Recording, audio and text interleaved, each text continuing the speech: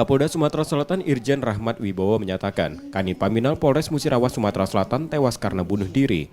Faktor ekonomi menjadi penyebab anggotanya tersebut mengakhiri hidupnya dengan menembakkan senjata api revolver ke kepala. Kesimpulan itu setelah Kapolda Sumsel membentuk tim gabungan khusus terdiri dari Bid Propam dan Itwasda Polda Sumsel yang sudah melakukan prarekonstruksi sejak Jumat pekan kemarin.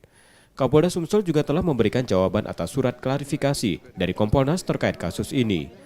Penyelidikan kematian Aibda Paembonan saat ini sudah dihentikan.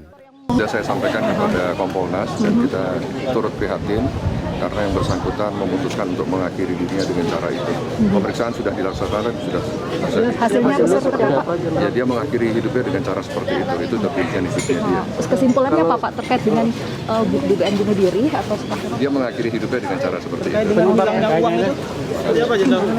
Sudah diperiksa semua. Terkait dengan faktor yang mengarah ke dugaan bunuh diri itu apa Pak?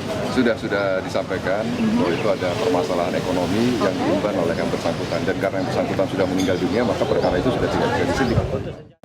Setelah otopsi, jenazah Aibda Paembonan dimakamkan di Kabupaten Musi Banyuasin tanpa upacara kedinasan. Rizky Oktora, Muklas Diferensial, Kompas TV, Palembang, Sumatera Selatan.